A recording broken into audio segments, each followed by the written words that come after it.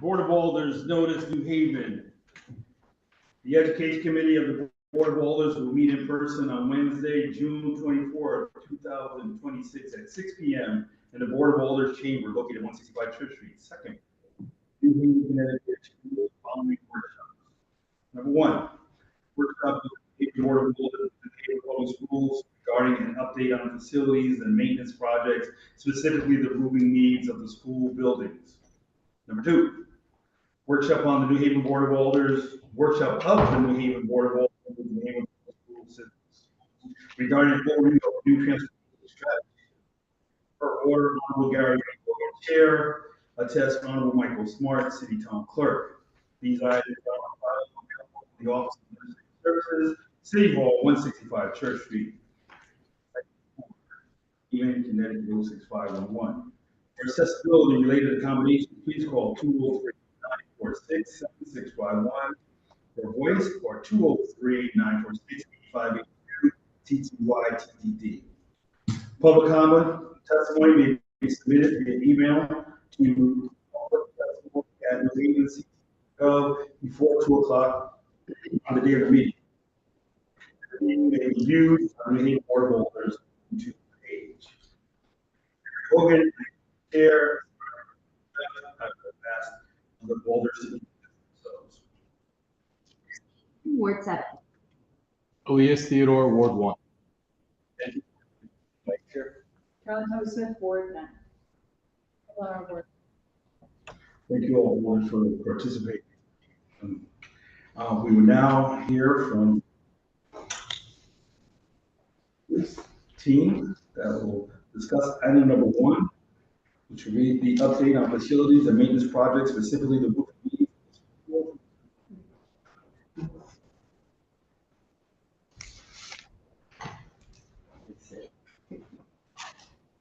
Please sit down and get comfortable with yourself, your name, address.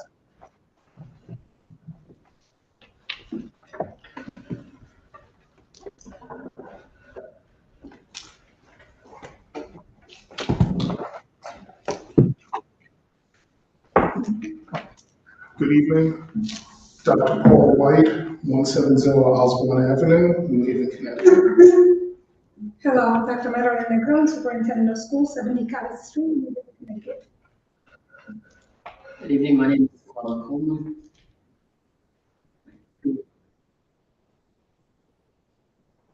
Thank you.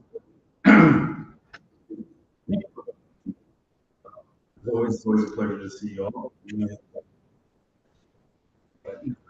We're here to talk about the facilities updates, specifically the roofing projects that are going to be, and I'll turn it over to you to discuss. Well, to get started, we have put in for 3 specific roof projects that were approved by the Board of Alders. We've heard back on 1. Canyon School has been approved for their roof. Well, of course, we were asked to submit some more information.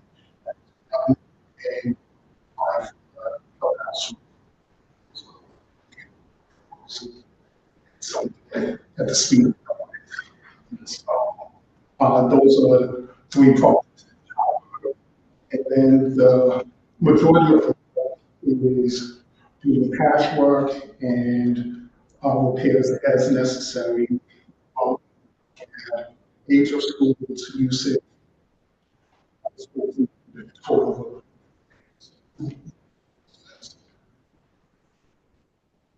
Where does that happen?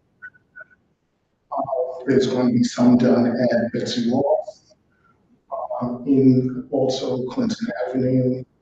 There'll be some work. Right now, I believe King Robinson has a couple spots that need patching as well. Before and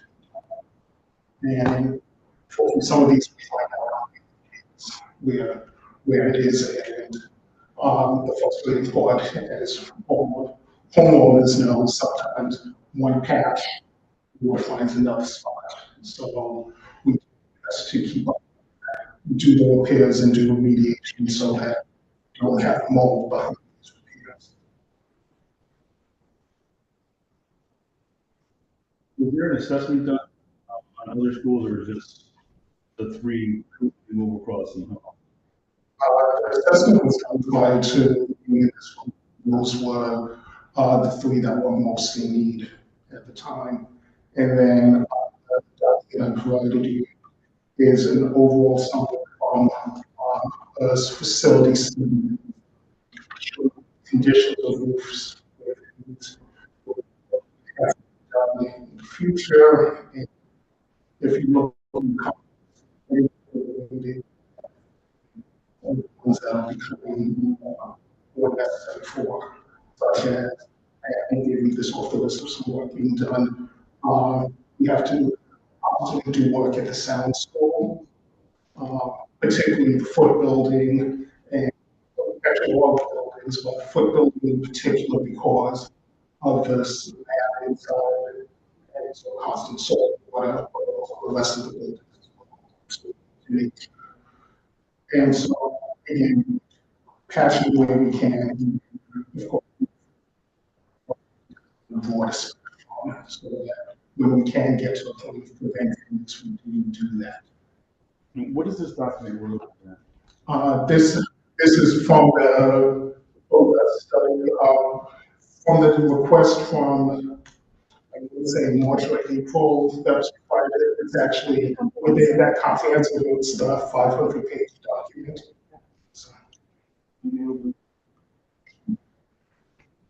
So we have a company come in and do a comprehensive study of all public schools, and they created rating systems for the conditions in all the better condition. 0 to 1 is good condition, 1 to 2 is fair, 2 to 3 is problematic, and so things deteriorate. So looking at the column in under architectural, second column of walls and windows is roofing, and that's going to show some of the work based on their assessment.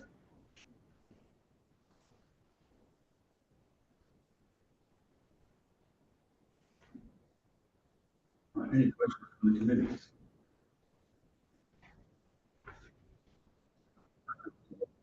Document, but Alder Miller. Thank you, Mr. Chair. I'm trying to read it. My eyes are pretty good, but this is almost illegible to me. Okay. So I can't really interpret it. I see a lot of red. There, in addition to Truman, Hillhouse, and Cross, we know there are other schools that have major ongoing leak situations. Fairhaven is the one I know the best. I know. So my question is, what is the plan? What is the path for? I know the path is funded, but like, there was this proposal that Mr. Carter is working on bonding. Like, do we have a plan? So what is it? Yes, we are continuing work with architects about putting together a 10-year plan so that we can present what will be needed to do all of the work across the district. That's all of the work for this. And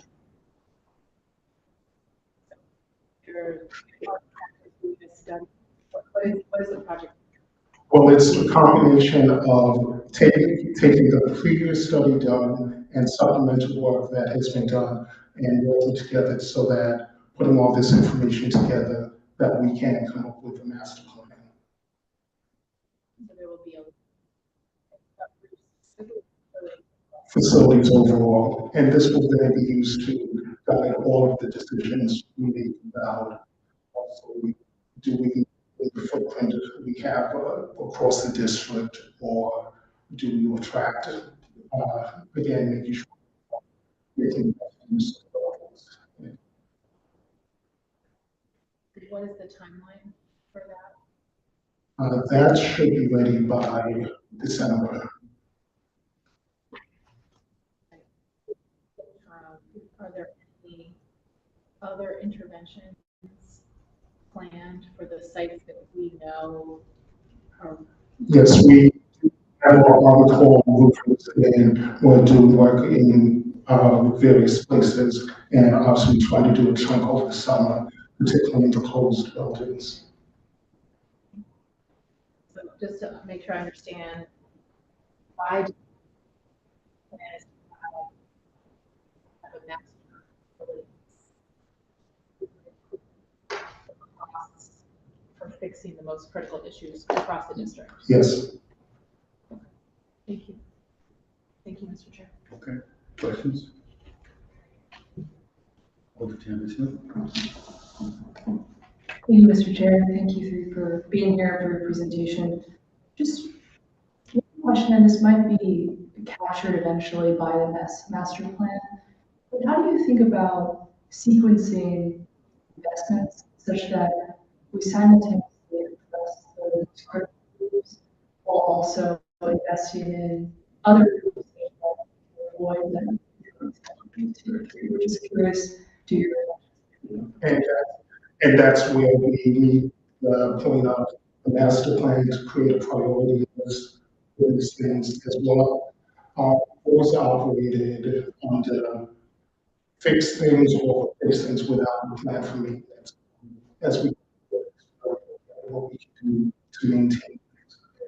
The intersection point is always funding.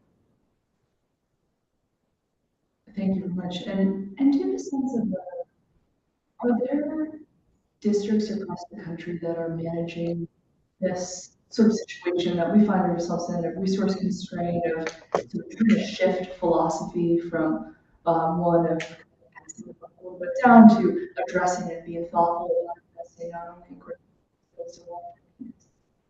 Is there, are there any districts that are doing that well under those similar kinds of conditions? What are we looking at? I do not know enough to speak on that at this point, but I'm certain there are some that are doing that, and constantly as I look at research, I try to find information about what's going on with that, and obviously one of the big pieces of that will be a lot of decision to do the comprehensive work. Thank you very much. And one last question is, once we have the master plan developed, what are the thoughts about how to best leverage that plan to be able to attract investment, to be able to roll it out? Curious where we now have the plan in our possession. Where do we go from there? That's going to be a collaborative work of this committee, all the Board of Education. That's make sure this is going to and really having the school communities understand fixing, because one of the big things is as the plan develops, there's always going to be the tension. Why is why is my school 5 years out? School maybe 2 years out. So it's understanding how this will work in sequence to build a full district. Thank you, Mr. Chair.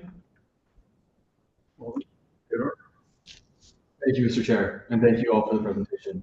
Can you speak a little bit more about what the process is in making this master plan? Are you contracting to gather information? Is it based primarily on this information? What does it look like? It's been contracted out, and the architects have been gathering information, and then also going through buildings and having discussions about what fits in.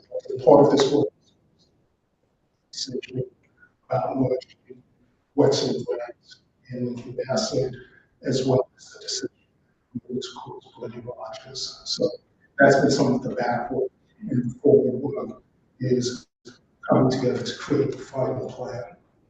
Got it. Yeah, I see that, at least on this document, it says Quinnipiac closed, West Rocktown closed. These are buildings with really poor facility scores. Yeah, and I think something people bring up is that there are just so many buildings that you all are responsible for operating.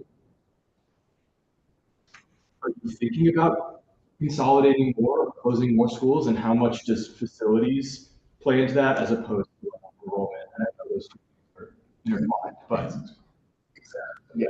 So it's intertwined, as well as buildings, if we get to that point, that's something that has to be done with the community, with discussions, and with a longer on-ramp than we've been able to do in the past. So that's how the decision. The facility does go into a big part of that, so that, again, we are putting people in buildings that can be maintained and we can do the work. So, yeah. And if I may, to address part of your question too, as you see some of those former buildings, I'm gonna say former, because part of the process too is the whole process of then releasing them back to the city.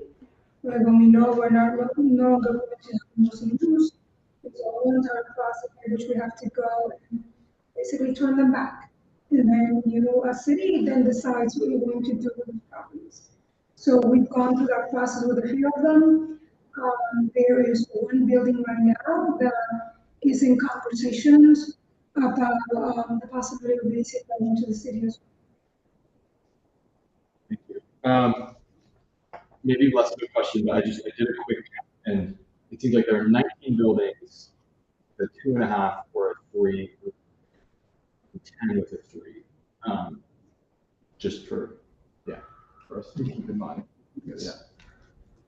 The scope of this is very large. Yeah. And we've discussed the building process for the 20 years to rebuild all the schools. We're now at the point where those 20 years are up. And this is hybrid so that we can do what we need to do next. The summary of the assessment. Google numbers are pretty consistent. Thank you, Mr. Chair. Thank you. Okay. Thank you, Mr. Chair. Thank you for coming, everyone. Dr. White, I am new to a lot of this. What is the logjam with getting the either the Truman Wilberforce Hill House priority route, the bids and the construction started? What is sort of the bureaucracy or whatever preventing it from going? Because from what we heard from teachers and students was that it was actively interfering with learning because there are buckets in classes, et cetera. And secondly, considering that, is there a prioritization with some of the groups where they're like the classroom facing like roofing problems leading to preventing learning and teaching versus ones that might be in areas that can not be prioritized, even though all is priority. And then third, knowing that we have to pay Piper, the master plan is going to be in December, we have many groups that we need to coordinate. Is it possible, or would it be prudent that process of connecting those conversations so that when the master facilities plan and strategy comes out, that we're like ready to go? So, sorry, 3 things. Sorry. Okay. Just, Sure. So beginning with the first question, it begins with us getting approved for the grant. So I believe our training in April, came in April, the other 2 were waiting for the for. So then once that's done, it's the process of making sure we do all the proper documentation along with that. Then it's bidding out the roofs to get them done. you also just for knowledge, go into detail into how comprehensive the whole process is, Yes. even to submit one Yes. grant application. Yes, DAS opens for 10 days a month, and in that time, you have to submit the grant, you have to have all the roof designs, you have to have an estimated cost, and also resolution from the Education Committee, resolution from the Board of Alders for the city portion of these roofs. And that's how, so we have all that information, calculate all of the costs, contingency costs, make sure that that's been approved, have the correct design specs, and then submit all that information for the AS to make a decision. And that's probably. Wow. Thank you. It sounds very, very, very cumbersome. I understand maybe why the intent for oversight, but it also prevents moves from being fixed. Well, again, as we're getting into this, now that this is the first grant we've received, we're going to do everything on our side that there isn't a backup on it. And again, part of that is making sure we do all of the documentation that's required. We do DAS, we have all the pieces they buy. There's certain bid documents, it's almost similar to any other school construction project. And the ones that we bought before that we've been getting, but we're still working to get reimbursement for buildings that have been open in 15 years. So there's work to be done. But again, the more we understand about funding, the better we do that in these processes. Thank you. I'm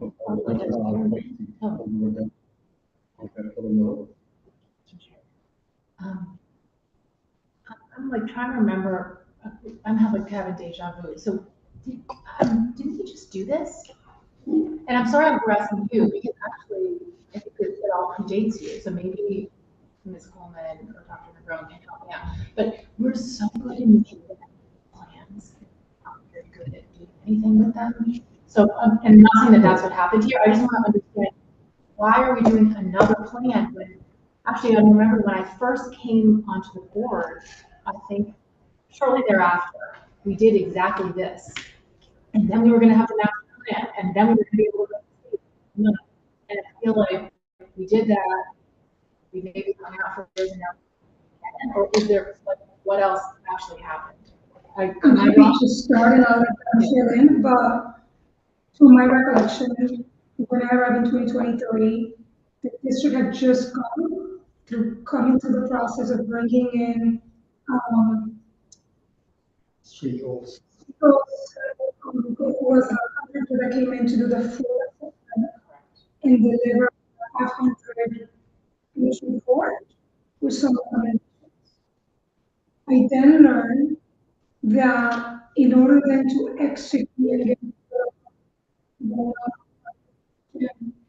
there is more phase to look more at the mechanical part of school. So it's a whole piece was contracted for that happened. Our funds needed to be secured to get the second done. In between turnover of chief of operations, where all of that kind of got hung up. In the meantime, we still need that other for them, because again, we don't have the internal capacity. We don't have the experts to then, what is all of the analysis that the experts have, what are they, so then they can actually, basically, coming out for us to say, look, I would recommend here station that would be making us decide what we got, we approach that forward. Also, because I want to bring back a conversation, I know we have in it, and Dr. White mentioned it. It's also the whole piece that we know this is going to be like a multi-million-dollar investment that most likely will require. The reality is, you cannot go out to you haven't solved the problems. So that's what Dr. White is expressing. There are still some construction plans that we are working towards that predates ours. And I have to say, I have to commend the team here at the city that has urgency, they put up their sleeves to make of all the boxes, because to close out is also very evidence have to provide the state, for them to say whether something is reimbursable or not. So a lot of that has happened. After the whole process is completed, I think it opens the door for the city to take applications. Follow-ups if I think. Can you just explain really simply what we did in 2023?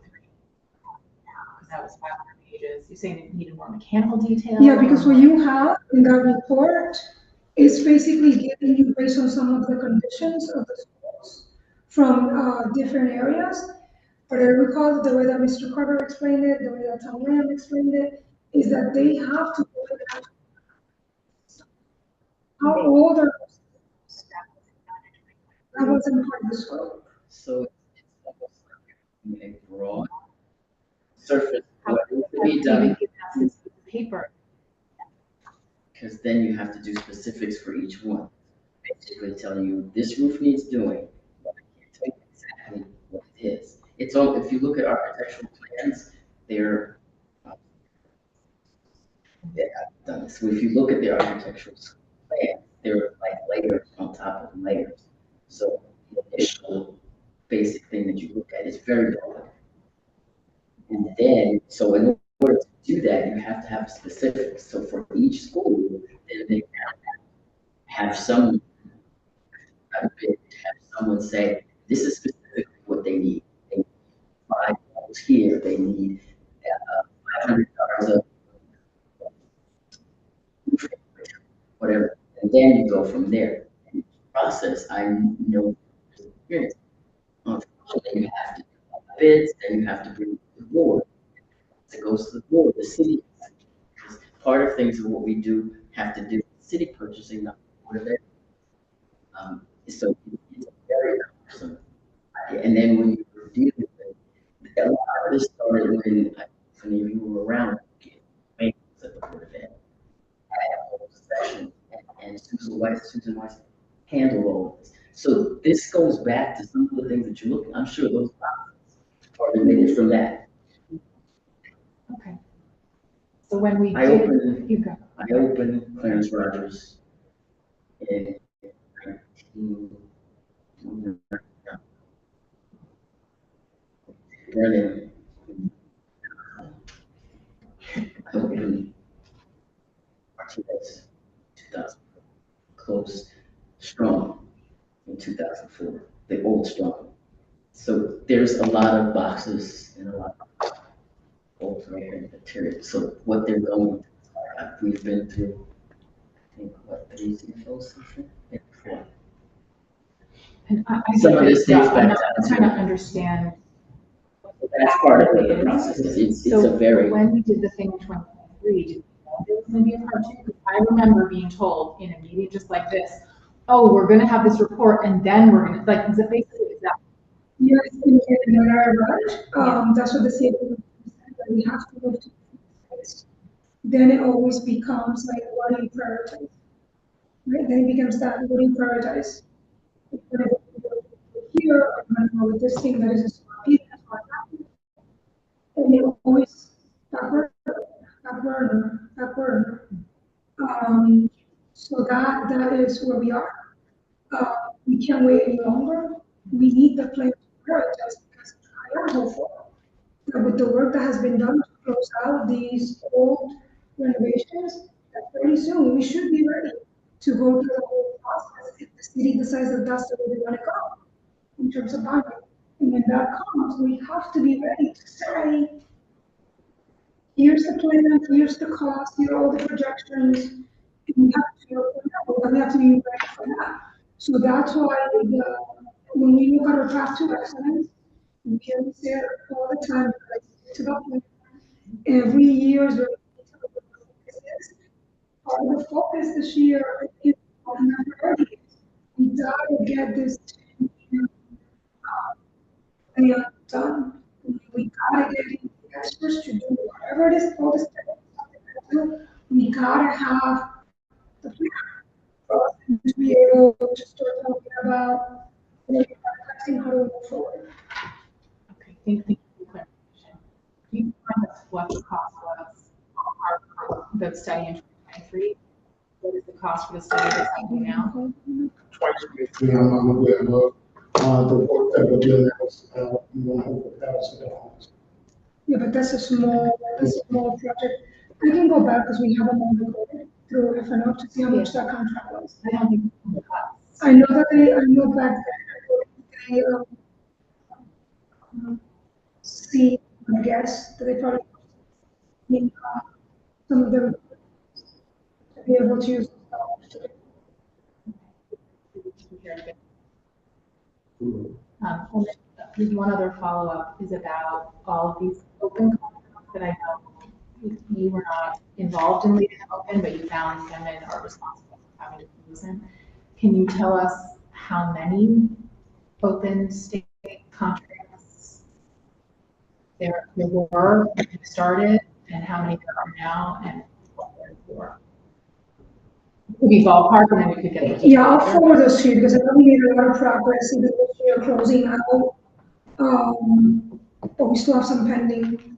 Let me do that. I have an email that I got from Shirley Fontier from the city who's been supporting us. Do you have a sense of why they, is it responsible? What, is there any sense I of have how- no sense of how they all of a sudden, like I get here and it's like, oh, we gotta close these out. And again, understanding that, right, the people here at the city also are new. That's what we're sort of, right? is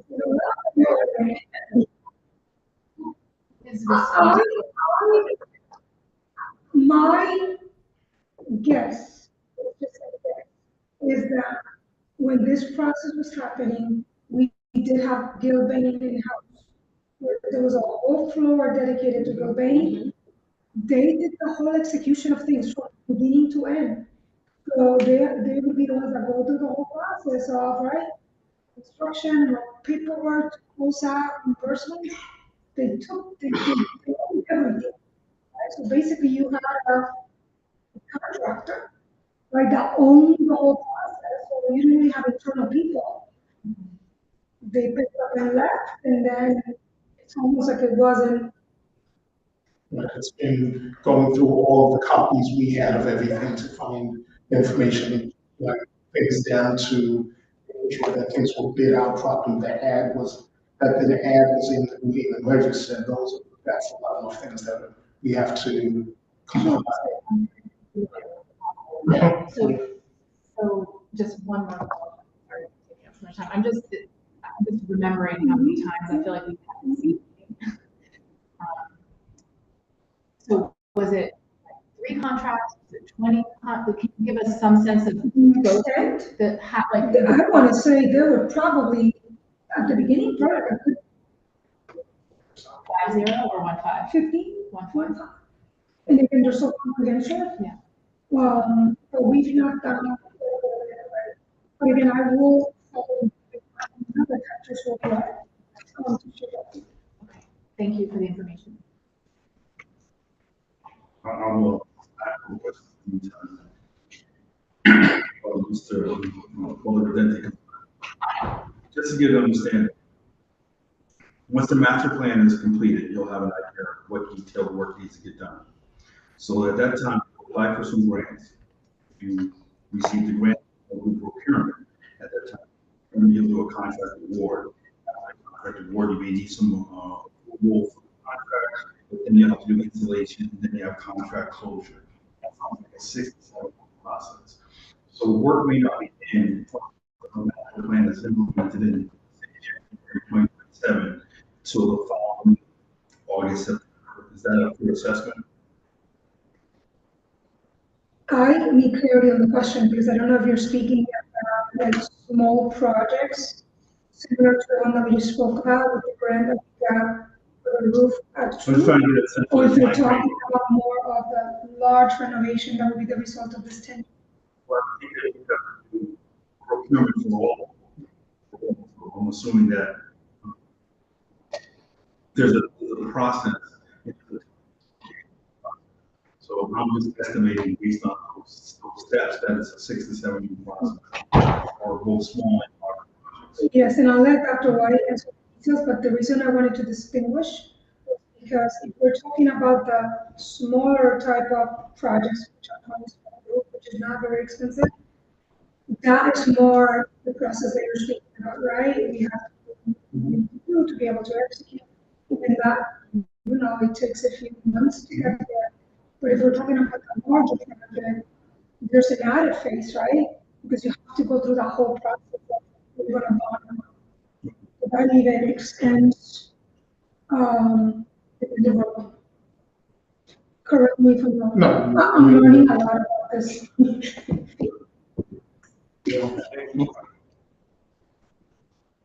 With regard to the master plan, does that include contractors and staffing as well? What your needs would be to cure those costs?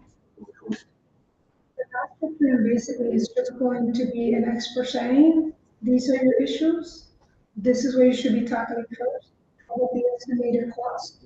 But then everything else would be the actual execution of those plans, right? That's what we would have to come into then plan, how do we execute on those recommendations?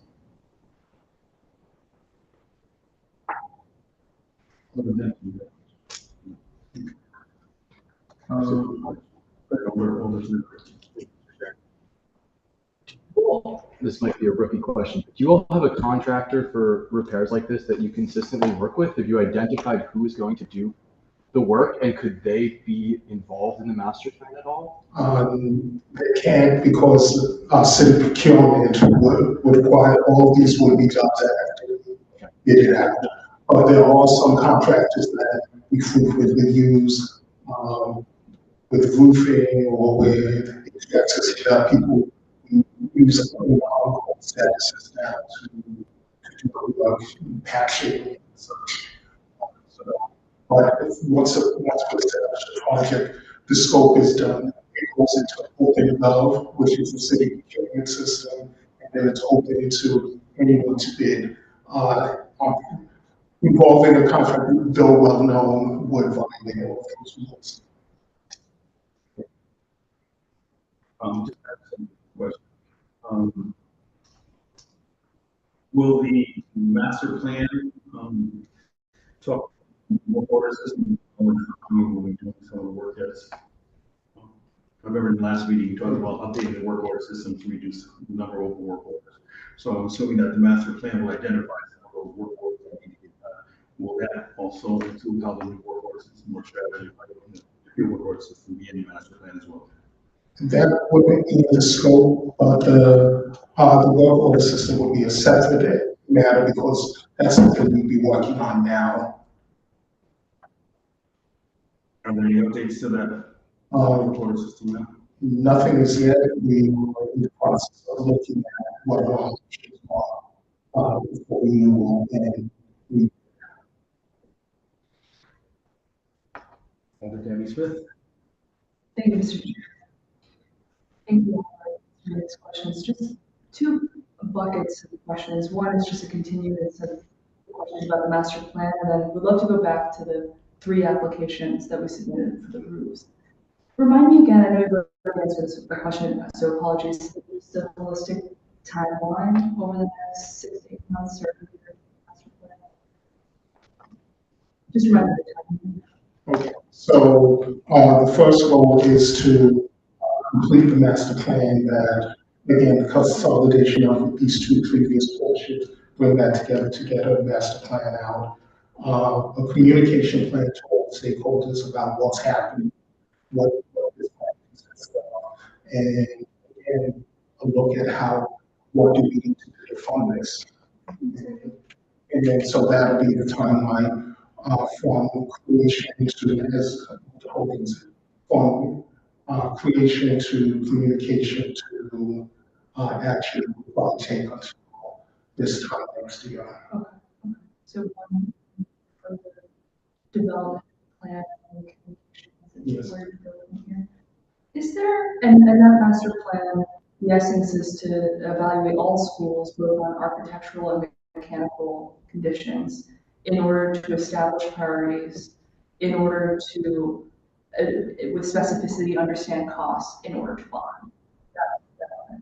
And is there any reason why we sequence? Why, for example, if we have some critical needs, we would have a more kind of phased approach, take a subset of schools. You know, it sounds like we have at least a high level assessment of situations, a sense holistic of some priorities, maybe not a little bigger than what we require to bond, but again, I really don't know the answer to this question.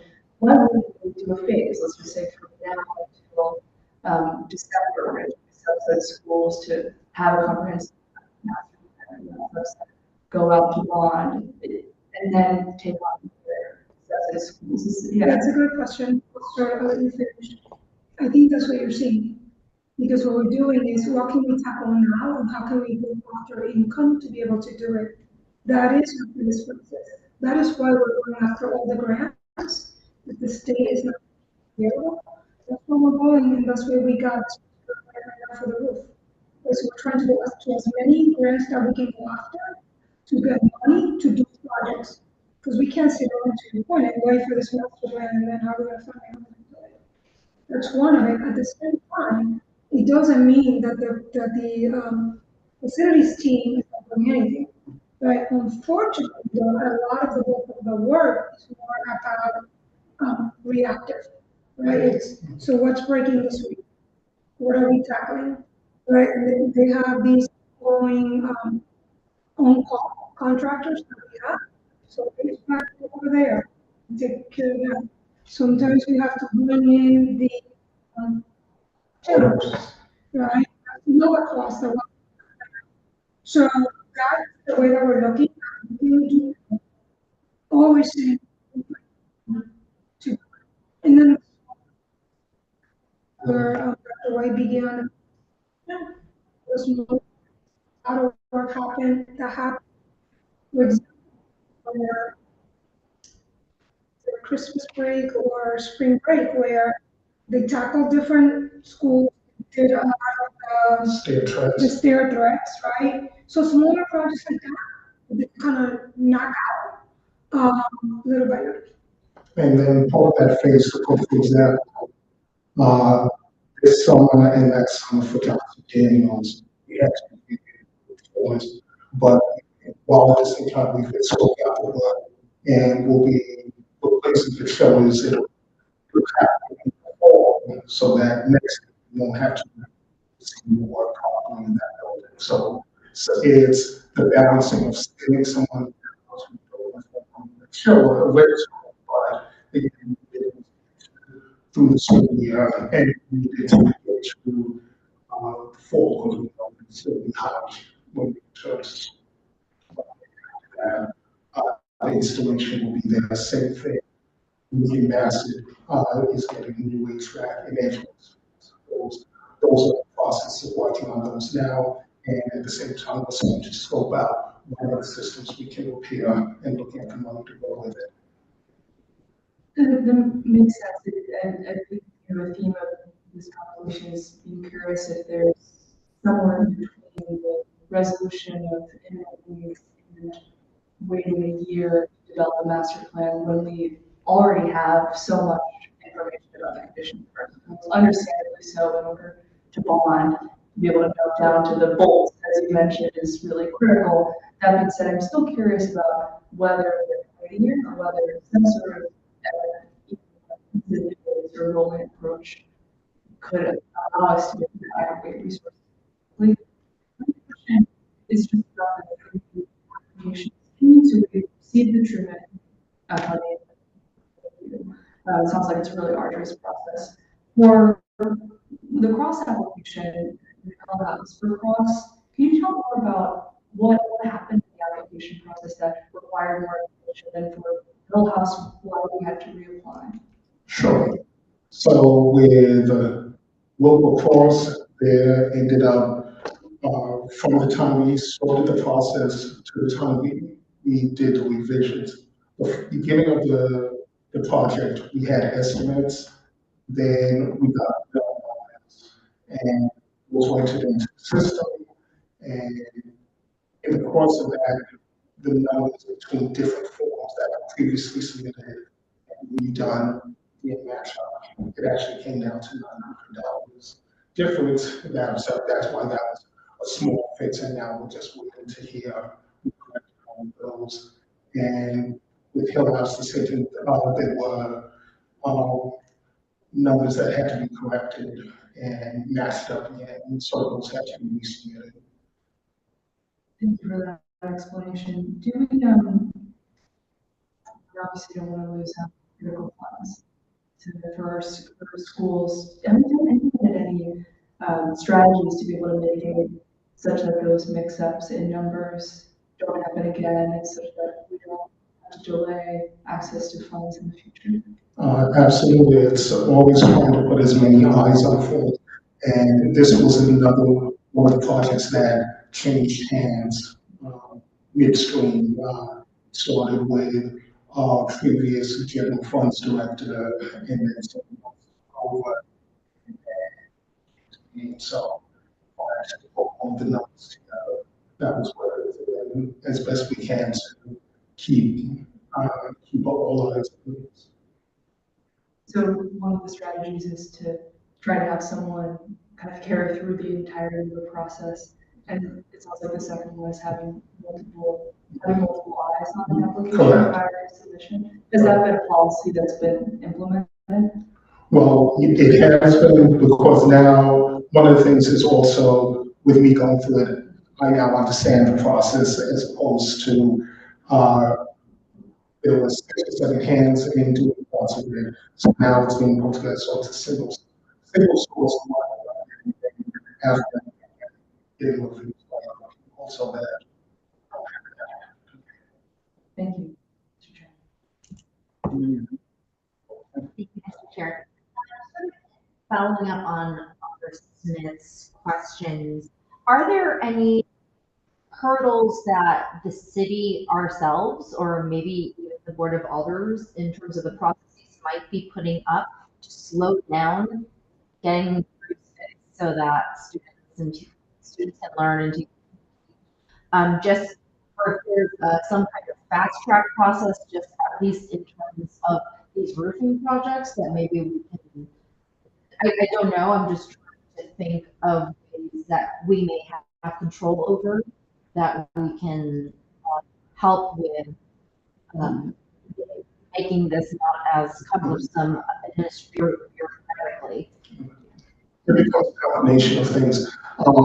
We've been able to improve a lot of the functions on the city side, really walking through the VOC system, getting pieces in, and also with our core council has been able to move code requirements together. Some of the others at times end up being because they have to submit their certificate of insurance, even though they've been a vendor with this thing, we need an updated one, or different pieces have to be updated, and it's to apply quickly. So sometimes, at times, it is the vendor who's the.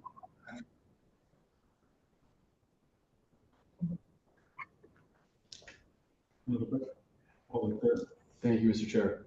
Also building on Edward's question, will you all apply for more grants for different schools before that master plan comes out? And if so, have you identified what those school roofs are?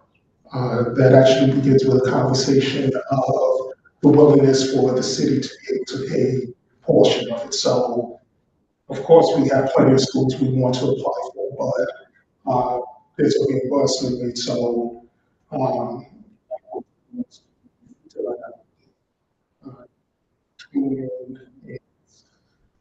like $200,000. It's going to be 2.2 million that the city pays. So there has to be a conversation before we go for the grant. We have to know there's a commitment and a source on the city side to pay.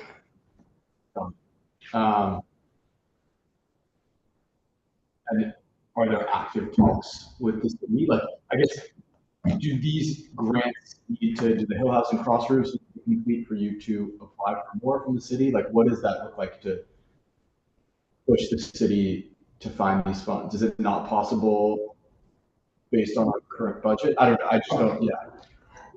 Well, it's always a conversation of, it's always counted to go somewhere.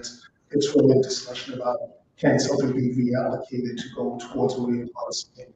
So as that happens, that's the parallel of those conversations. So right now we're trying to get these last two locked up, and then at the same time looking at what the next priority needs are and see is it possible that there's money to do.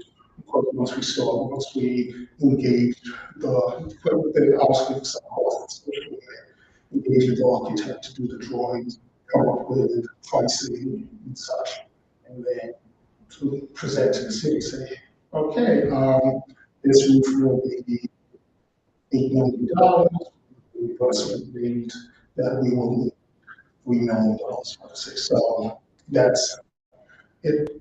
It's all of those pieces together. Thank you, Mr. Chair. Just one question about the mechanical section. Is it on the same scale as the three mechanical section? Yes.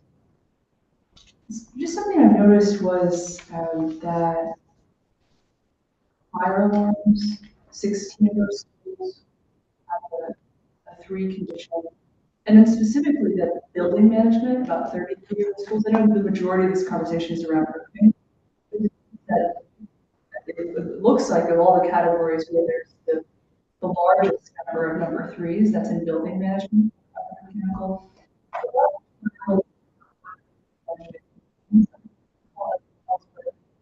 For fire alarms, at the level.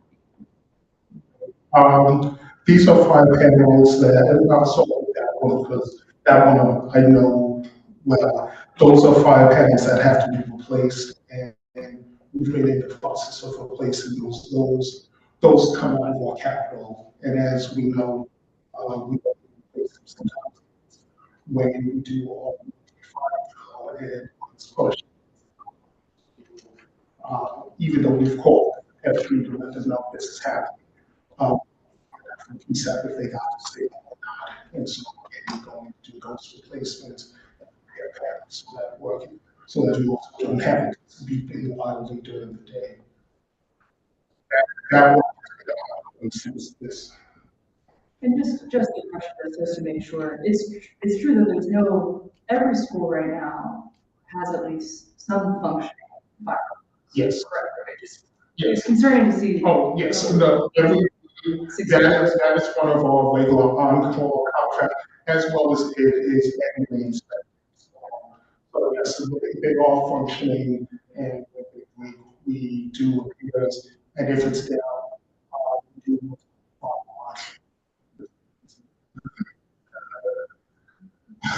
as some of you know, but for everyone else, fire watch is only one person. Their only assignment is to stay in the building, move out of the building, make sure the fire happens.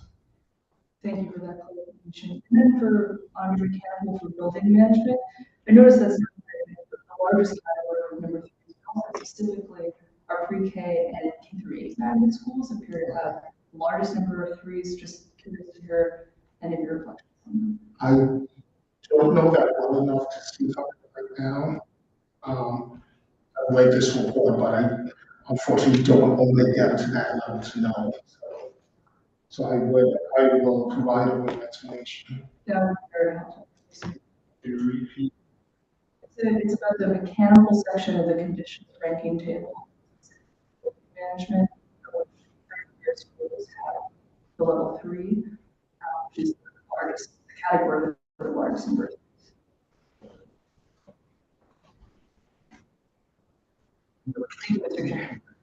Alderman Linton. Here I thought I was going to get through this item without a question. Dr. White, do we have any buildings under firewall? As this one, there no buildings are under None fire. are currently under firewall? No. Thank you. We're also talking about costs. Because every Yes, time we have when- Yes, when we are, Don't steal it from the chair. when we are on fire, well, during the day, somebody does 3 shifts of fire watch, so 24/7. right? The question as far as system, we paid fire department a premium rate to be there 24 hours. I know how expensive that can be and how it has been. All right, before we move on to the next topic, are there any other questions? I do have one last one. Are there any updates from your last presentation on facilities that you did not discuss with us? We are in the transition of bringing many of our facilities in-house, where it'll be staff that is New Haven Public School employees, so an increased level of accountability, we work with needs, accepted, and we're supportive of this plan. And again, the management of facilities will be done by New Haven staff. Trades? Uh, Job openings? There will be job openings in the trades because with the savings coming from this contract back in-house, we do have a limited amount of additional trades to the day-to-day items. So we'll be hiring additional carpenters, plumbers, so that it's to work or more work can get done with more. Will they be on centralized maintenance or will they be It's based on, we don't have enough to assign to each school, but the way the work system works, it's really priority of what needs to be done that day. But what we all try to work towards is what was the previous system. We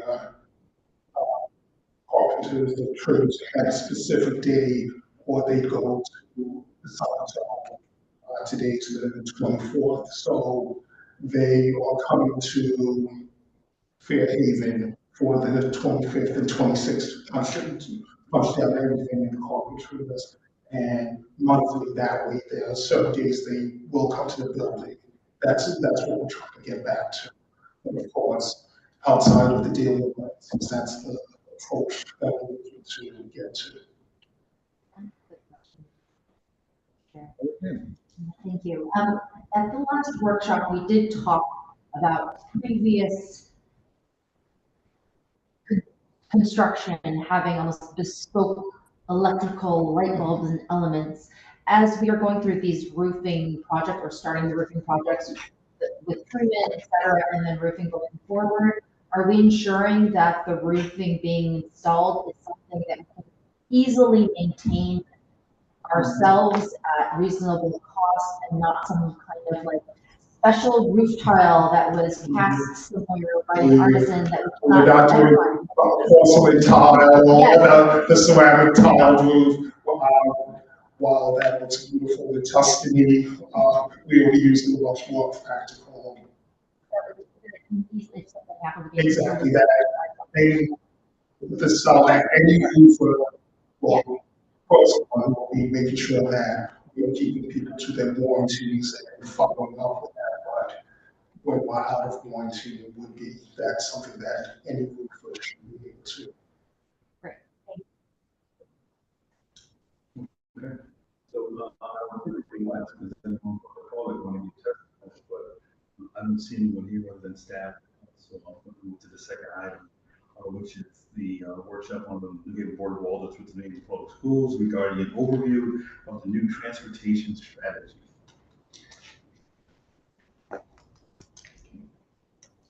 I'll start. So, one of the things we are working on is trying to bring in the cost of transportation. One aspect of that is being to, one, do a more proper allocation of the funding, of what the real cost of transportation is, as opposed to just putting in the cost of what just the bus contract is. And so we have our numbers on the books, and which has brought us much closer to our actuals. And then we're working on different strategies to bring that number down. One of those, as you've heard frequently on the news over the last couple of weeks, has been opt-in for high school to. Sorry, wait, could you just do us overview of cost for association? with transportation before you go into the Sure. strategy? So we have an understanding. The busing. Right, so, the transportation cost, it's a combination first of all busing type one, which is your standard large bus, to New Haven Public Schools, to our charter schools, as well as private schools that we are required to provide transportation. Secondly, this is for special education and small buses, so these are the small mini buses, or in some cases, vans that are used to transport students. We also pay for students to be transported to tech schools. Again, these are all part of the requirements for, as district where students live. Then we provide transit passes for students at Sound School, as well as a number of passes to be used for students who want to stay after school. For example, if a student wants to stay for a club at Cross, they can be provided a bus pass to get home afterwards. If they want to stay for tutoring, we provide them, each collects as many as they need and passes them out as necessary so that students have the opportunity to take part in activities and not be bound to just the regular day buses. Transportation also includes transportation for athletic programs, so getting our teams to and from away games. Also, we have a budget for field trips, and then another large component or large drivers is outplacement transportation. So taking students who are in specialized programs outside of the based on their individual education plans. Additionally, we have small amount, a modest amount, but still significant. We can advance. This is for students who live in New Haven, but because they are unhoused, they may be as close as Hampton, as far as the Stanford, based on where they've been given housing. And we have to provide them transportation care. And then the inter-district transportation as part of our magnet program, that one gets to be a little complicated because there's a portion we pay, but there's a large portion that is also reimbursed by the state through the state magnet grant. So all of that comes together to create what a transportation budget is. Over the last, this past year, our expenditures were approximately $41 million. You said 41 million, correct? Correct. And you had, no, I mean, it's been publicized, and I think you treat us like that we don't. I think it's been publicized, and some cost overruns. Could you talk about the deficit and what led to that, and then go into the new strategy? Sure. One of the areas has been the cost overrun is starting with putting on the system a budget that reflects only the existing contract with first student, not taking into account some of the transportation costs associated with it. But one of the big drivers of our special education costs for transporting students, as well as things that are not in necessarily budget for example, transportation for some school is not part of the budget. Outplacement costs can skyrocket. 6.8 million for this past year. But special education has been the biggest driver. Outplacement next. What is that? Could you explain that a little bit? Sure. Outplacement. No, why special education is a cost driver. Because depending on what a student's individual education plan calls for, and that can change during the course of the year. And if a student comes into a district with complex needs and needs a type 2 transportation or van transportation, we are obligated to provide that. And so it's the shifting needs of all students. That's been one of our big areas of cost.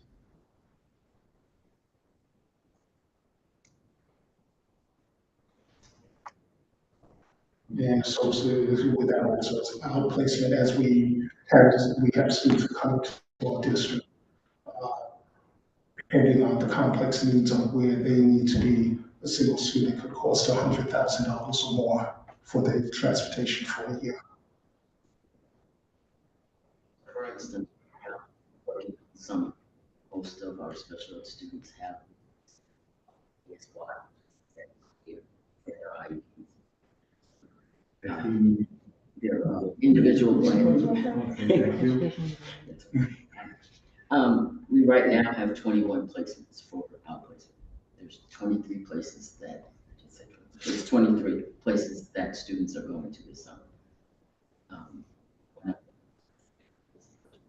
That's the American School for the Deaf. That's in provide transportation there. Some Attleboro, Bloomfield. So every placement, depending on where it goes, some we know what ACES is.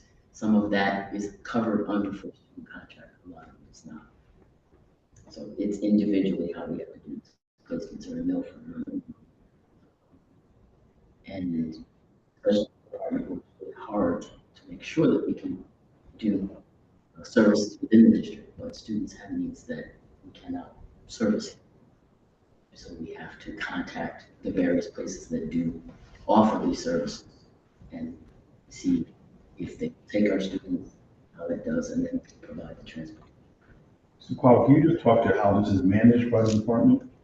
How How this is, does the school busing system managed? It sounds like there's quite a few different individual needs. There's a variety of asks and wants and. complex staff forward, that works really hard, really work well. We, numerous people that are in the special ed department, all of the supervisors have to give information to as they go through schools.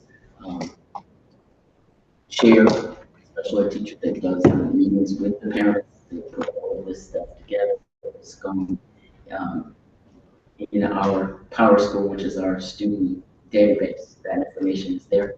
It also goes to the state, something called CPS, which is, and then trying to put all of that together. We watch that, look at that.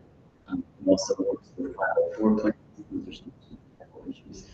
So we talked about some of those other vehicles. We have wheelchair vehicles for students that need that type of service. It's very complicated. So there's 5 individuals that kind of work this out. We try and work it together, and then we work with a very large department. So now you talk about the new plan, strategy, and I'm sure the committee has questions, but. So one of the things we've looked at since 2019, we had 5,000 bus stops. Today we have 7,000 bus stops. And some of these stops have come for a variety of reasons. It's kindergarten or the caregiver doesn't have the ability to meet the child away with the bus stop. Is all of those different reasons has given us this many bus stops. So what we were trying to do is get back to the system of having fewer stops. Some of the other issues about stops has been the stop is from the liquor store. So parents have had concerns, and these are literal concerns. So there's a community aspect to this that we have to, so that again people feel comfortable with their children being at bus stops. One of our observations has been that we've had no leadership on high school buses, and from that we've moved to opt in for transportation for this year. So we have families who tell us they are going to be riding the bus at least 3 times a week, whether it be morning, afternoon, or both. And then everyone bus. And those who do not will not have a bus for this upcoming year. And so we'll be creating routes based on the number who have responded. And at this point, we have 60% of the eligible riders who have requested buses for the upcoming year. And How does that work? The form that went out? yes, Parents said. we sent electronically every 3 days since this was announced. It was also when sent to mail home. I also took advantage of having stories on the news to alert parents to this. And they had to just fill out a form, say, student ID address, and that they would do bus for 7 days. And it had to be done by the parent or guardian, because we didn't want a student deciding, I'm going to not get on the bus, and then the family doesn't know. So it had to be done by parents and guardians.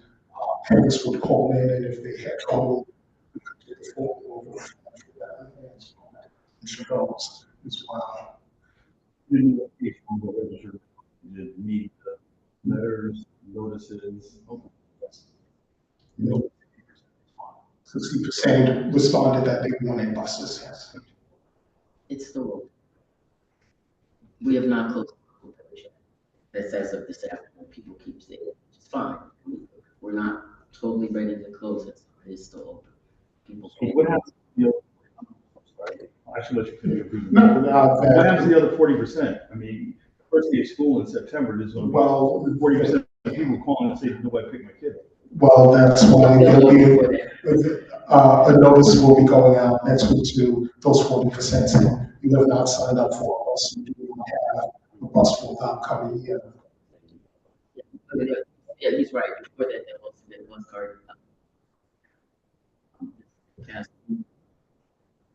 Following the schools received notification of who had not at graduation. That's why I hear quite a few that have come in from last Friday to today. It's went from 42% to 60%. The schools had on, I know one school put on their graduation program a QR code.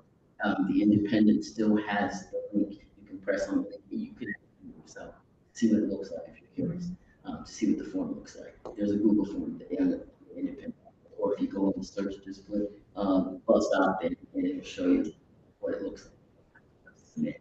But it gives you an idea of how simple the Google form is. One of the people that I did it for is a blind parent, which had a very legitimate issue. He didn't want his daughter to do it, but wanted us to think about that. But otherwise, it's also, the form is in 3 languages. It's all languages are on the form.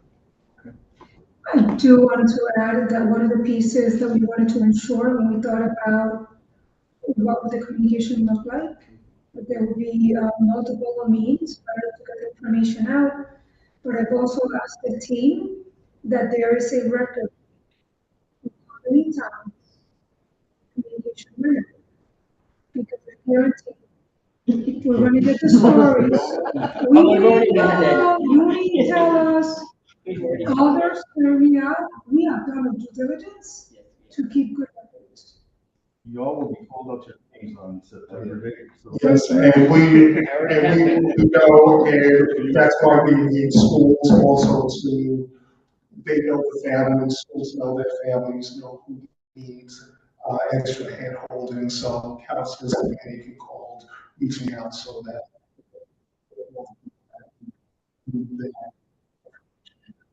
And again, I think we all have to share, right, in the responsibility and the accountability. And that's why we're being very intentional, that it was accessible, that there was plenty.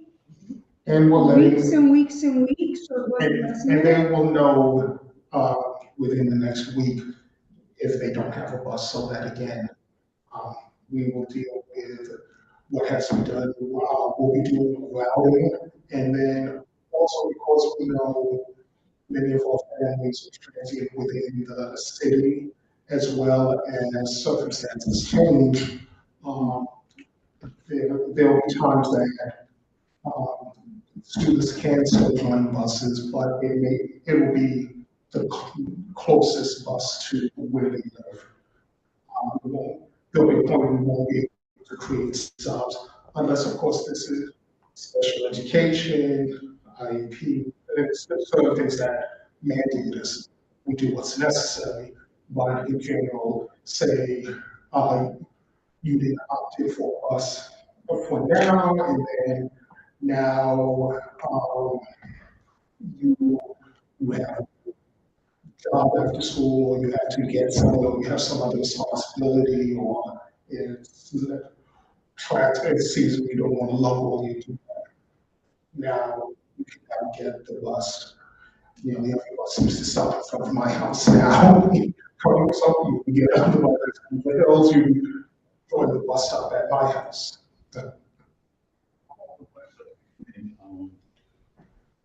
Just one other thing. Other thing we all working on is some consolidation, some consolidations. Some of the small ones that, or, and also looking at over IEPs, making sure that people has individual education does not be without automatic, not special education bus.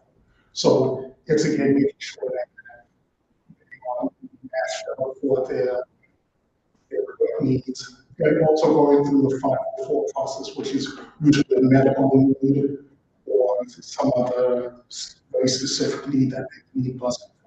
Then again, we are matching things up. Or and also when there's a temporary medical need that we have to do something for the next 5 years, though we broke your leg in second grade, but now we have a stop. So those are the different things, the nuances that we'll be working with and working towards a much more robust way of working on this. Alden? Alden Redenda? Thank you, Mr. Chair. Thank you everyone for your presentation.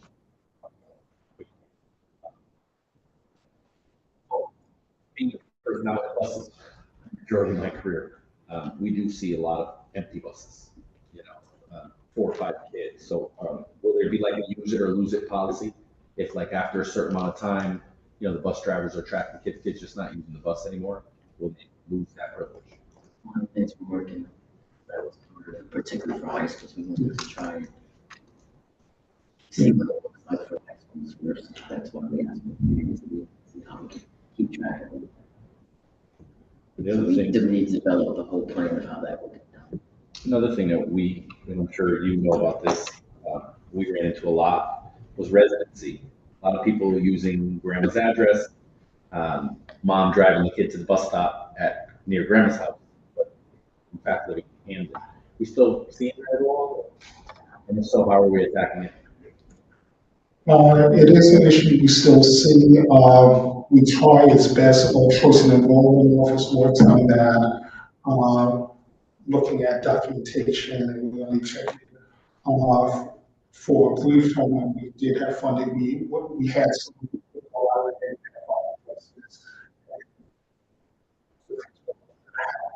we could fund a position of that again.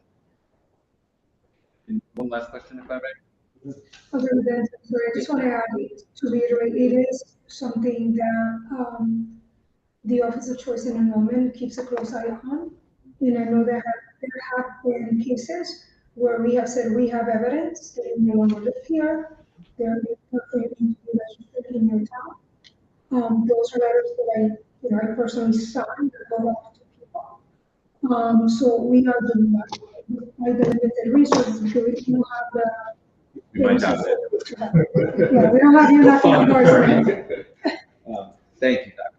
And the last one, what is the current distance for walkers? Is there any plan to expand that distance for walkers? It's a half.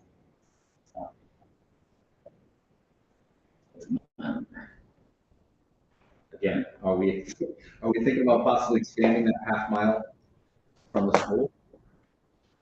I mean, especially if we're going back towards like neighborhood schools. It would be easier for kids to go to school. If I may answer again, knowing that we're starting with this phase with high school opt-in and collecting a lot of data and not sure how this is going to work.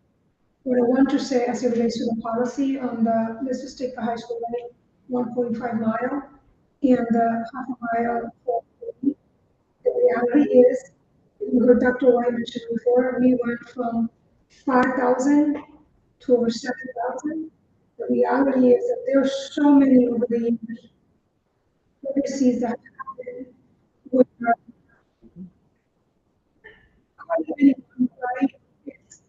by the 1.5. So we're trying this space first, right? Now, but there's concerns, right? We and parents are worried about their children and where they have to go. That is real. That's what we want to start, right, with all older students. Those buses, right? Just tell us, you need a bus or not? We are going to save money by the ride for the number of kids that are actually going to use it. Assess it, monitor it, see how it goes. And then we continue to think about, right, where are we as a relates to policy and everything else. This, again, going back to that phased approach, considering the phased approach. Thank you, Mr. Chair. Thank you, Chair. What are the projected fiscal savings from this new strategy? We are expecting about $620,000 for the opt-in. We are looking at 217 in changing transportation for the type 2 transportation for oversight and consolidation of loads. So $217,000 for oversight and $930,000 for some of these type 2 consolidations. Okay. I'm sorry, was that ending in 3? What were we doing? I'm sorry. I just didn't- No, Yeah. 1.7? Yeah. Okay. Thank you. Sorry about that. Yeah, that's great. I also had a question on, I watched this wonderful social media post about free bus passes for high school students, with some of our members of Moving Climate group, and wondering if some of maybe the after school activities for high school students could be mapped onto bus routes, to see if they could use their free bus passes for such transport instead of specialized school buses, as possible savings. If not, I understand why. And then the other one was about the cost of the private and a private school bus, I mean, I do not have the exact number, but we have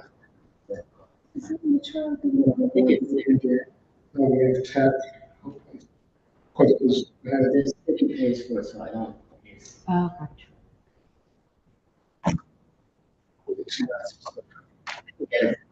Thank you. And in terms of, most of the after-school activities, it's based at the school. Only thing is the athletics, that's a team transport, so that would not be anything. But again, having more free is always a help. So activities is one. But one thing, limits students' ability to do that to the student, that just going to the principal, assistant principal, saying, I'd like to do this today, and issue the passes. It's not an arduous task for a student to get a pass. Thank you so much. So, just so, one of the, because I've had this conversation with part of that committee, so the new legislation signed by the state is not like we had the last year where they gave us a dollar figure. It is now a grant application process. So, which they have not, I don't think we received it. Because it says that there are grants to local and regional boards of education for the purchase of passes for the use of state-owned or state-controlled buses. So and they just signed this, we've been waiting for it. And now it says in here that they will give us, and it says that the distribution of such passes without cost to the students or enrolled for grades 9 through 12, inclusive of public school under the jurisdiction of such local and regional boards. Applications for the grant shall be filed with the department at some time in a manner that the department prescribes. So they haven't given us a prescription yet. We don't know. And I've talked to some time that helped do this, but until we get it, development may follow guidelines and grants that deem necessary to administer such grant program. And then the only other thing that's in this also says by July 1 of 2027, you also have to have, if you receive the grant, you have to have a report of how you spent the money. But we can't apply. It says by July 1st, but they said that they're going to go. Thank you. So I publicly understand we're not on July 1st going to get a check that says we can get free bus passes. It's just like anything else. So we're waiting for the information before we can apply for a grant. Thank you, Mr. Chair. Thank you all again. How did the opt-in work before? And will those 7,000, there was, We've never done it. This is new. Everyone had a bus stop. near their house? Or, Well, had a bus stop. I'm trying to get the number. I guess my main question is, will those 7,000 previous stops be completely void, entirely revisited? Because maybe those are KH stops. So, we're not doing anything with KH transportation. So, right, at this stage, at this stage, Yeah. Because that requires a lot more work because obviously it will need the parents to be able to bring the kids to school. But the ones for the high schoolers, and like that example where it's like the kid broke his leg, but doesn't need this anymore. Are you gonna void all of the ones for high schoolers and then revisit the stops for high schoolers? Well, that's what we're doing right now. Okay. So 60% have said they want it stopped. So those 60% of our students will be assigned stops to start this August 31st. So right now, we have approximately 11,810 students that have transportation. This year we had 17,486 students, so all but 6,000 students had buses. What happens if a family situation changes in the middle of the year? We will work with them to get them on the buses. The first step will be find the closest stop for where they live and work to have them start riding from there. If there's some extenuating circumstance, we'll work with them. We already have a process. So Okay. if you Same move, process. once a new address is entered into PowerSchool, for students to download every night. So there's a report of who would need a new bus. Okay. My second type of question is about the outplacement costs. I totally understand, whether it's like speech therapy or like for our students who have special needs, we can't provide those services. What are other examples of students getting this outplacement?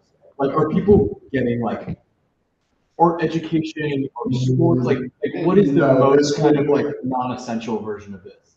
Question. This would be their behavioral issues that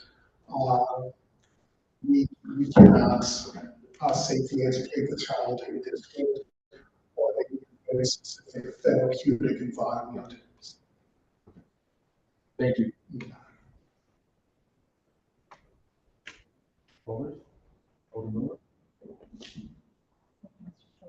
you for the presentation, and thank you for the efforts to wrap your arms around this very complicated challenge that we've been talking about for a long time and haven't really seen action on. So it's great to see the initial steps being taken. I have one very practical question and then one broader question. When a student is picked up or dropped off at a location other than their guardian's residence, is there any communication with that address regarding the opportunity to opt out? Just there are situations where people's grandparents maybe would be paying attention, or another family member. Are those addresses part of the mapping of communications regarding this? None of that can happen without the parent making a request. Yeah.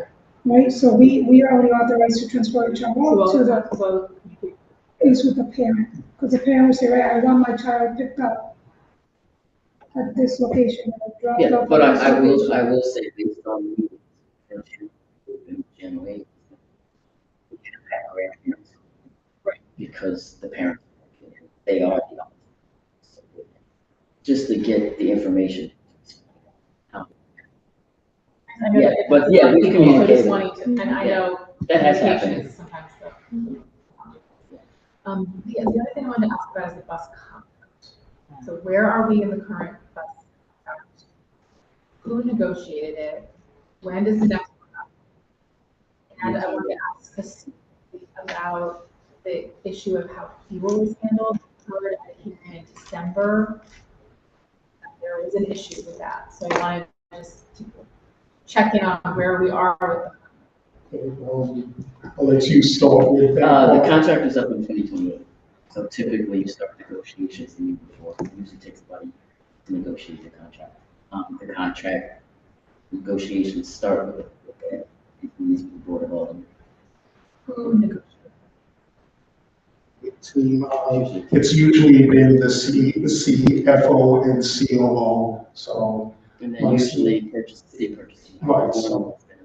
Right, so we'll have the same team, there'll be different people in these roles, but that same team looking to, starting with looking at this past contract and the contract before, to make sure things make sense, and then make decisions about some things. And moving on to the fuel side of it. So the diesel fuel is, diesel, we have a prepaid, established cost for buying that. The gas fuel is at market rate because if we have a bus out, if we send a bus out to Naugatuck and they need gas, they need to buy gas wherever they are, and not just not be stranded and only fuel up when they're back in town. So that's been part of the structure. And as we look into what we do with fuel, we'll see what the options are. And speaking to the climate change piece, there has been looking at what bus electrification would look like. Right now, the buses are running 2 to 3 times the cost of a traditional fossil fuel bus. And infrastructure that will be needed over on Milltown Avenue, where we have our bus depot, with approximately $7 million to build that. And then we don't, at the moment, we can't even get access to an electric bus stop. We still have piloting what that could look like.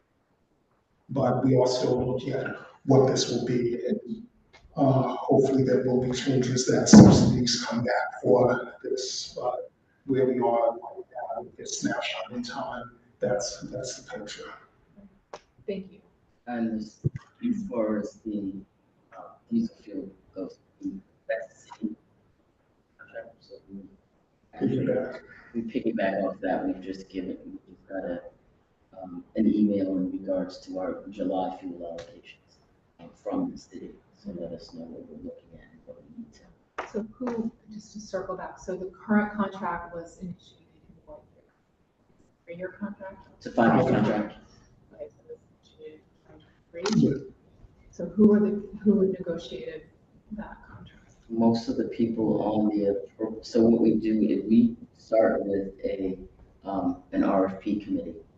And most of the RFP committee is no longer in. Right, because that would have been Teddy Bauer, 2003 probably would have been Tom It Lamb. was,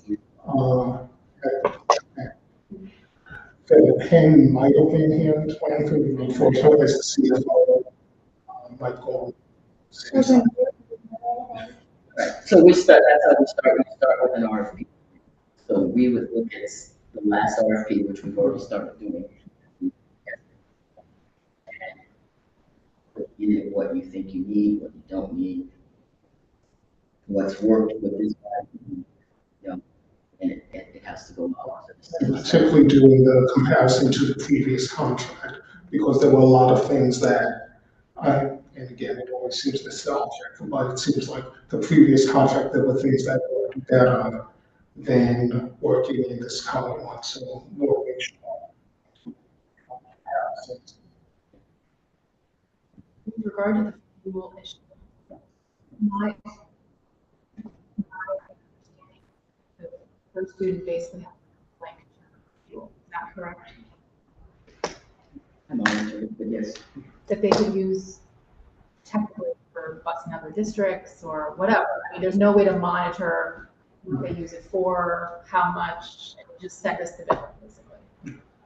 Well, one of the things that part of the cost to control the fuel cost has always been the mandate that the fuel would be here in New Haven.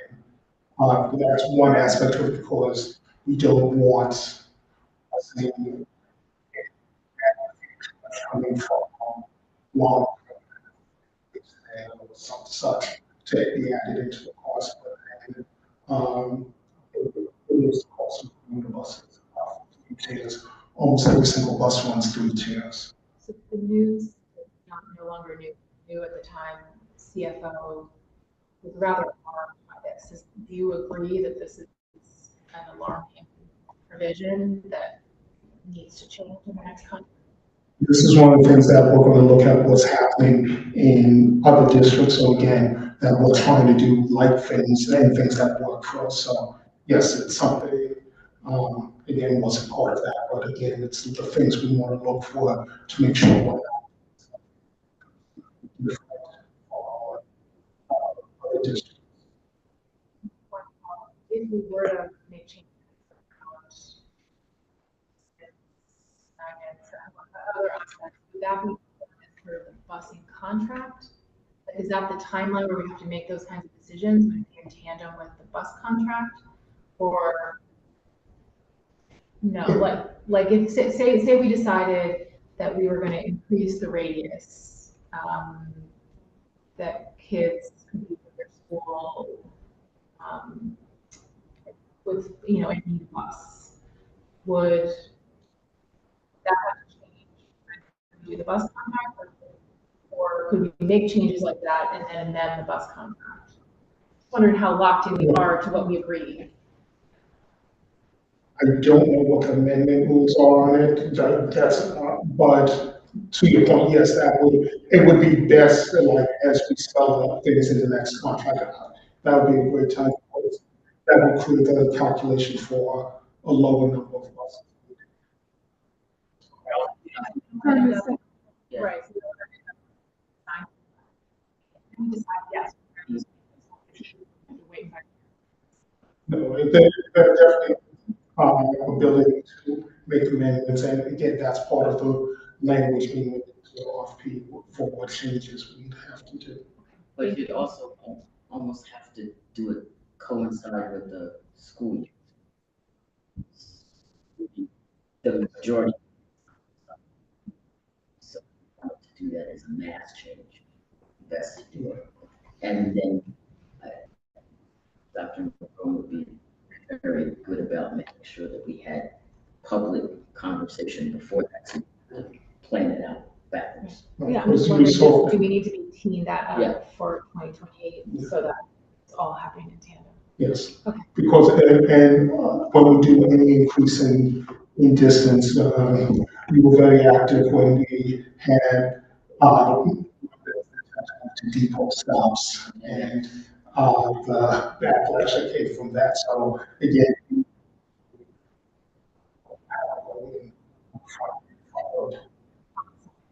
That will be palatable.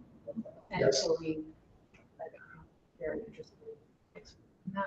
We'll have clear great. But I think if that needs to be done in tandem with those contracts, we Yeah. should start working on it. Yes. Thank you, Mr. Chair. Holder Kim is raising. Thank you, Mr. Chair. I just more of a question out of my own ignorance. So the less than ideal contract with First Student, is that because it's the monopoly and is there like a second student company against, or I'm just wondering why the contract, I understand we only Well, yes. well, it comes down, it really comes down to who chooses to bid, because again, like if another company, with more than one company bid, we'd look at that, make a decision, and, first we would have to avenue, whatever contract, operate out of it. So, I don't remember if there was more than one bidder the last time. I believe the time before there were multiple bidders, but the last time there was only one bid, and there was conversations about whether we split out the regular ed and special ed. And out of that, we kept them all together, and again, we'll look at what the possibility of that would be. Thank you. Thank you. Holder Kim. This might be a dumb clarifying question. There's no Are such thing we as dumb locked question. into a certain number of buses in this contract? Yes, there is Yes. this, but there's also a provision in there for if you need more buses than that, how much. But we can't, like, say we really consolidate super well this year, a couple of years down the line, if we expand the opt-in program, we're still gonna have the same number of buses on the street. It would be less. It would be less. Okay. So I guess, yeah, what is the greatest, like, is the best cost share or cost decreasing thing for there to be less routes and less drivers? I guess I'm a little confused. So we're not locked into a certain number of buses. There is a number. Yeah.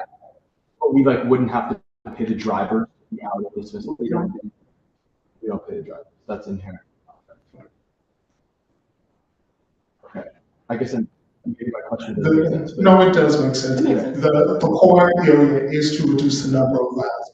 Out of that is where we start to produce savings, as well as wherever things can be consolidated. So yes, you are on the right track with that. These buses will they'll still be inhibited in the yard, not on the route. What they would do, It's up to them. they have other areas Okay. in the state. Okay. Thank you. They do several of them. Yeah. It's a national company. Just one question. What is the total 5-year contract value with First Student? It's in my office. It's on my office, on my desk. I can get it to you. I don't know if you have it off the top of your head. Yeah, That's the all-in cost for, Over the 5 years, what do we pay? What did the Board of Alders approve to pay?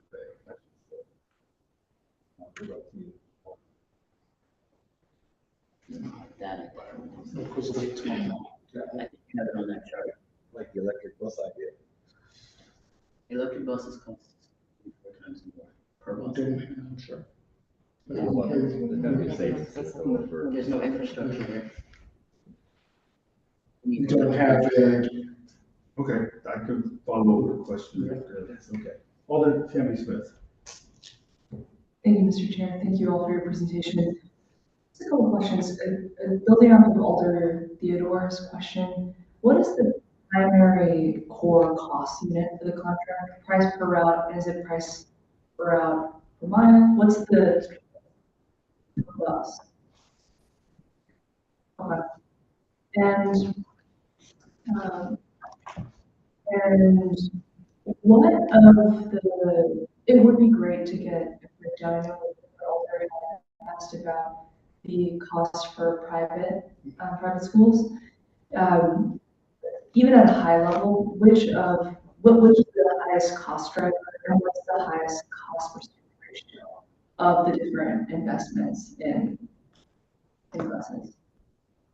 I would say it has to be the special education and outplace, because again, based on whether it be a therapeutic transfer, it may be a single child riding one bus, as well as depending on the special education needs, they may be on a cab that's taking them to and from school. And these are vetted companies. When I say cab, these are vetted through the city, through us. They think that's how checks are done. So it's not like Metro Cabs. It's a business that is set up in short transport students. Those would be the key drivers, because sometimes it could cost $400 a day. Somewhere It's one from anywhere from 50 to 300.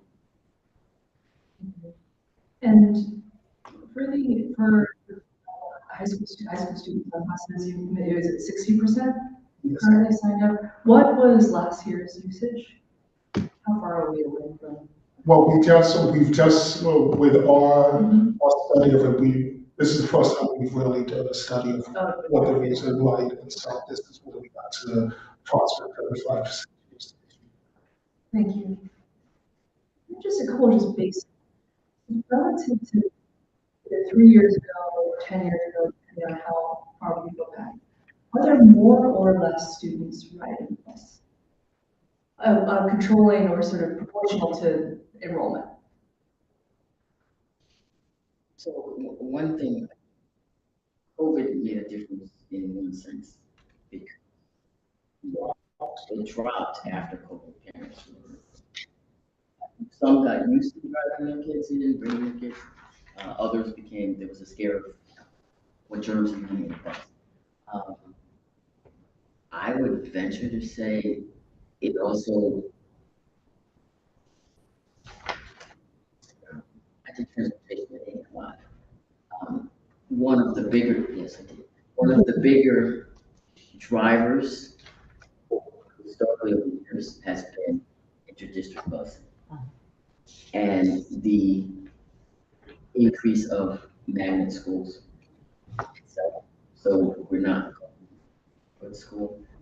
And when I taught at Fairhaven, if you lived at Fairhaven area, you went to Fairhaven. If you moved to Clemente, you went to Clemente. And there was no transportation. We are evolved to a district where it doesn't matter pretty much where you live in. You get transported to the school. There weren't. So, but it's evolved. The district has evolved. That's 20 years. Thank you. Thank you. Thank you, Mr. Committee, any more questions? Sorry, just a qualifying question, and just for information, sorry, I don't really know. So these are, a lot of this is mandated by state and federal law, right? Special education, and so in that, or even the inter-district magnet scheme, and so, but the cost of it is all borne by the Board of Ed and the city? Or do the state and federal mandate funding to pay for what they mandated on the local level? So that we are, it's just a, Yeah, so sorry. the interdistrict, I think. Right, and then interdistrict, for example, interdistrict, this year we got $2.5 million reimbursed, so we were left with only a cost of $1 million. So that is how we reimburse.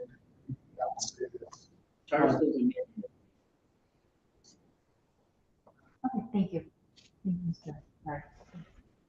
I just have one last question. You said that if the first student did not have their contract, they would have to vacate Middletown Avenue. Does the city own Middletown Avenue?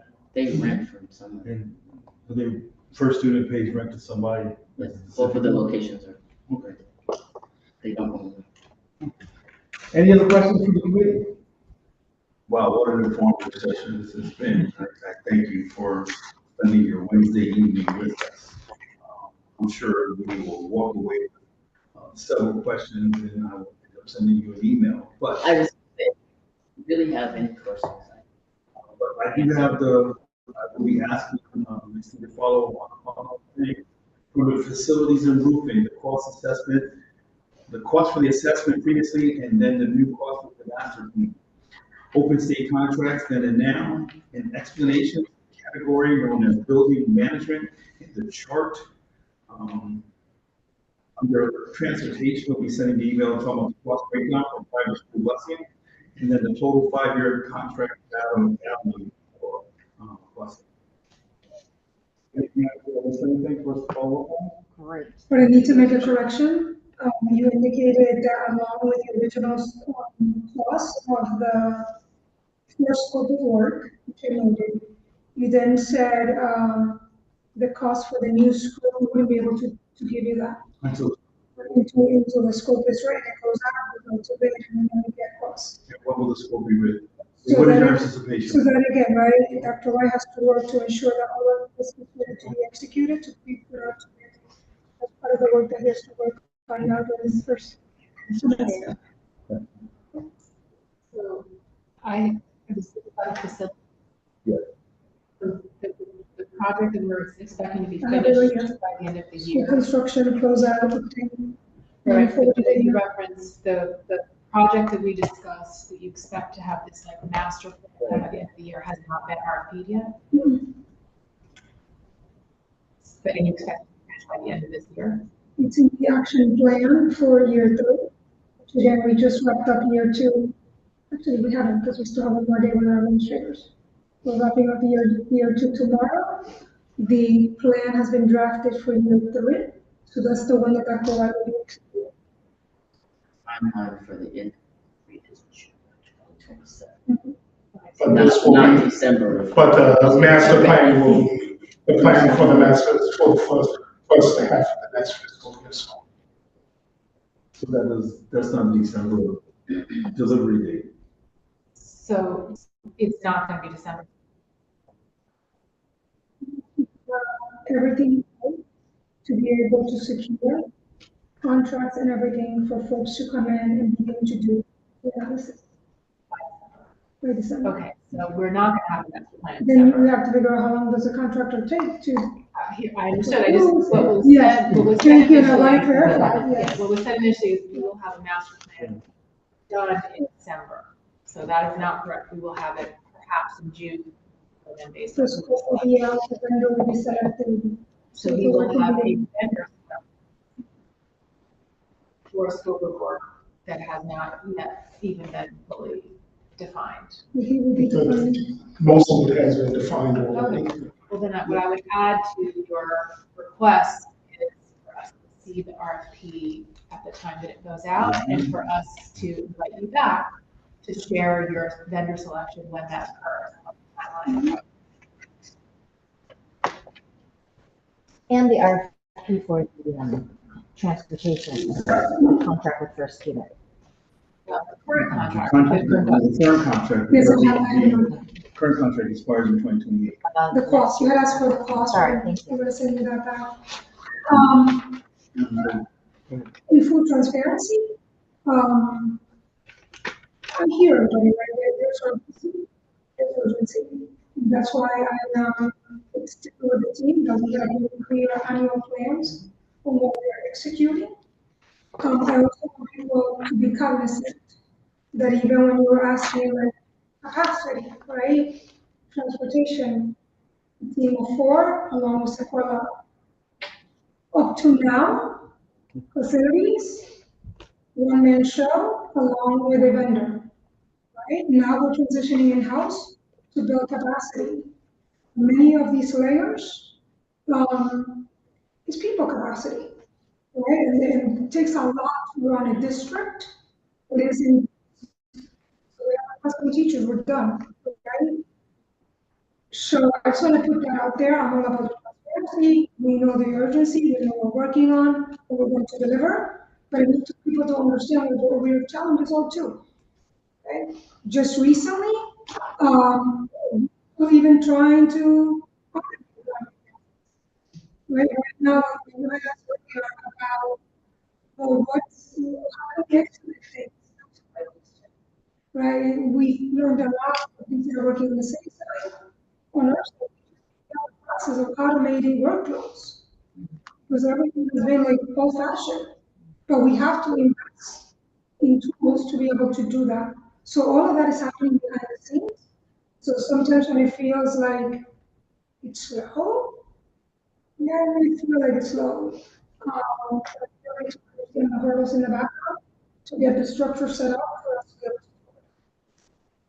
So part of particularly this committee, we are trying to position ourselves to get a better understanding of how it works and all the budget implications here. We So appreciate when I heard that we'll have a master plan in December, I'm thinking, I'll see what's gonna happen for our budget voting, just 3-4 months later, but I mean, later on. So we wanna be able to make recommendations to our finance committee, to our colleagues, what we talk about at our workshops, how they have significant impacts, not what strategies have been improved. So we can communicate that as well. I believe. Just to add one more thing, if I may, Mr. Chair, which is, this sort of a schedule is a good example of what serves people. There's just this sense that we're doing some things, we don't really know when, we don't really know why, and we know why, we don't really know how.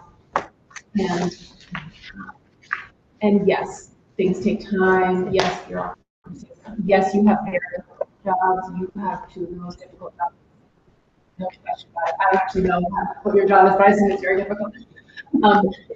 I know, like, I hear you, I feel you. At the same time, we have kids with water on their heads, we have we know that, and they just- shouldn't, I know, they shouldn't be in those I spaces. know you They shouldn't be in those spaces. but like, that kid doesn't get it over again, we have the science class in middle school at Fairhaven, where there is like a bucket on the table, and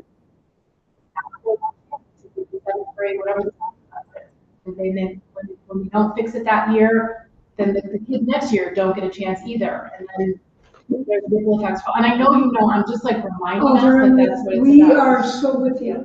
We are with you. I think we're aligned in that.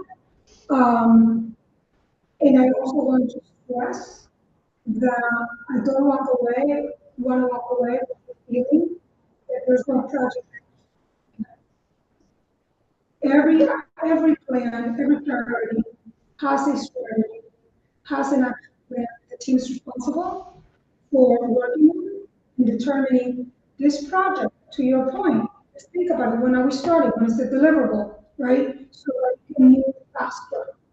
That is what we're aiming to do because we have to move faster. Because to your point, children can't wait. They can't wait for the facilities. They can't wait for the academic achievement. We need to see and everything put out. And also that we have to seize the moment we need to have funds to be able to work on all these things. If Dr. White is able to work a miracle because he's done a lot of homework, we have a team coming in support, and he's able to have a contractor in with a plan ready to go even by the end of the market period. Right? We will bring it to you in October, November. Guys, but if not, you're talking about a semester. Now, when we reiterate, it doesn't mean the other projects that are going on. HVAC, roofing, all those things that are in place. But again, I think it's important that we be transparent. I just want you to have this on the other side, that we are faced with running a district that has such high needs, such limited resources. And it's always about whether it's, BOA needs to be proactive. BOA needs to do X, Y, and Z. I'm sorry, 31 years in, I've seen what other districts have and what we don't have. And the challenges are real. What I will say and will continue to say is that we know where we have to focus on. We know what we have to deliver because we're accountable to our families. You know that. The team knows that. And I think this spacing approach is going to help us. Just for equipping that facilities department with people, all people that take pride in our buildings, cleaning our buildings, right? We talked about that not too long ago. Look, it's in action. It's happening, right? It's like happening. Long-winded there, close. I think it's important to be transparent, right? Listen, I could be chatty as well. Understand this, everyone in this committee is aiming for improvement, not just for the education or Board of Education, but for the city. We represent, our communities that have children that go to school. And, we'd like to engage them and be advocates and ambassadors to provide resources where we can. Us ascertaining information is only us building a better communication system between us. We got to understand how to be more helpful. But at the end of the day, we still have to vote for a budget and clearly understand one of our biggest cost drivers is your equipment. So the more information we have, the better we can make our decisions. And we'd like to be very intentional about our questions because it's important for us to operate. So being fully transparent, we aren't here to kick you, we're here to help you, but we need to know we gotta ask the hard questions and get it done. But we have schools where parents are making complaints and students are making complaints, or we're not able to, remedy some of the things quickly. One last thing, we would like to post one of our education meetings in one of your schools, so we'll turn that sometime in the fall. So who would I reach out to?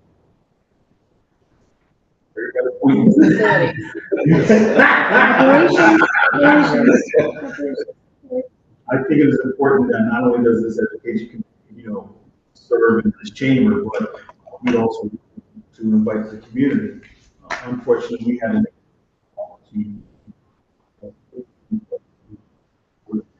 We'd like to be interactive.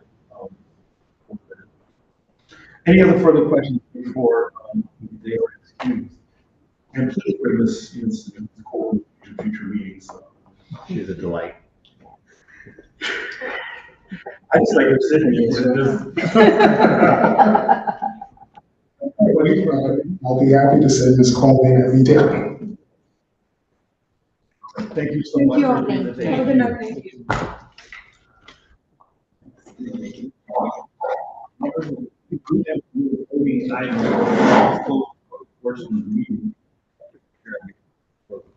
Second. All in favor? Aye. Motion moved. And then I'll ask for a motion to adjourn. Motion to adjourn. Second. All in favor? Aye. Thank you. Thank you for being adjourned. Meeting is adjourned. I really love it. Thank you for leading it so well. It's really great. I gotta reach out to everybody individually. Well, I know all the Miller guys, but you can reach out to everybody individually. Moving forward. Thank you for tonight. Thank you.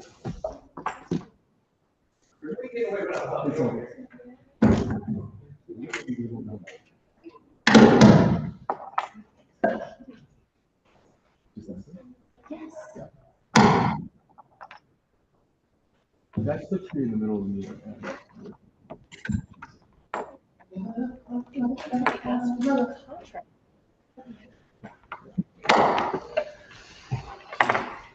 We asked how much it was. She said, oh, I think it's about $100,000.